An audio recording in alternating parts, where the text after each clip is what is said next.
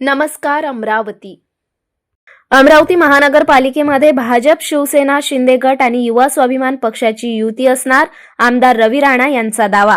अमरावती महानगरपालिकेत अजित पवार यांच्या राष्ट्रवादीसोबत आमची युती नसणार, आमदार रवी राणा।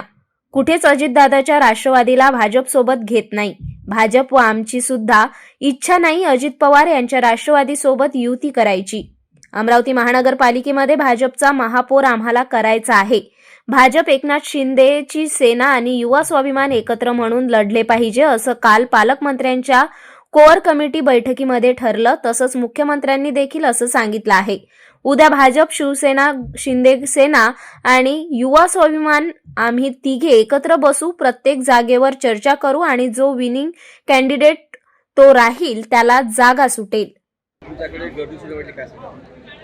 बिलकुल, कारण की आमचं गेल्या 6 महिन्यापासून या ठिकाणी सगळे कार्यकर्ते युद्ध पातळीवर कामाला लागले। युवासेना पार्टीचे जवळपास 450-500च्या वर उमेदवारी अर्ज आमच्याकडे आलेले आहे। अनेक पक्षाच्या अनेक कार्यकर्त्यांचा सुद्धा प्रवेश झालेला आहे आणि या ठिकाणी मोठ्या प्रमाणात युवासेना पक्षाचं जे पडबळ आहे त्याचा निश्चितच भाजप आणि एकनाथ शिंदेची सेना या सगळे एकत्र मिळून लढलं पाहिजे, असं पालकमंत्र्यांची काल कोर कमिटीची बैठक झाली। त्यामध्ये नवनीत राणा होत्या, संजय कोटेजी होते आणि स्वतः पालकमंत्री चंद्रशेखरजी बावनकुळे साहेब सुद्धा होते।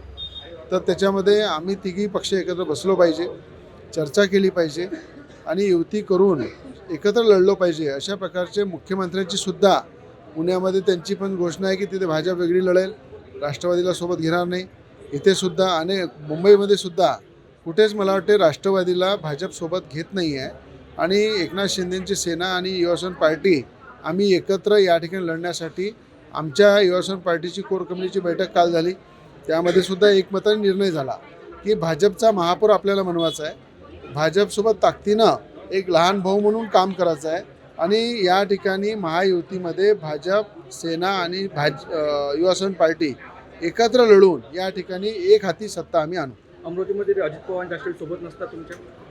नाही, त्याच्याबद्दल भाजपची सुद्धा इच्छा नाही आहे, आमची सुद्धा इच्छा नाही आहे आणि मला असं जास्त पक्ष जर सोबत राहिले तर त्या ठिकाणी कुठेतरी उमेदवारांवर अन्याय होते।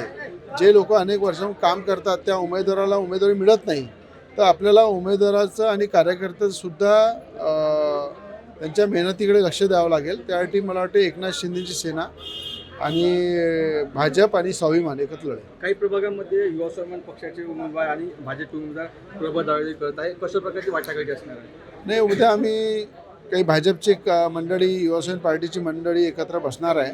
प्रत्येक सीटावर आम्ही चर्चा करू, कशा प्रकारे चर्चेतून प्रत्येक सीटेवर चर्चा करून आपला विनिंग कॅन्डिडेट जो राहील त्यासाठी आम्हाला एकत्र येऊन काम करायचं। मुंबईमध्ये जर आपण पाहतो 2 ठाकरे एकत्र येण्याची शक्यता आहे।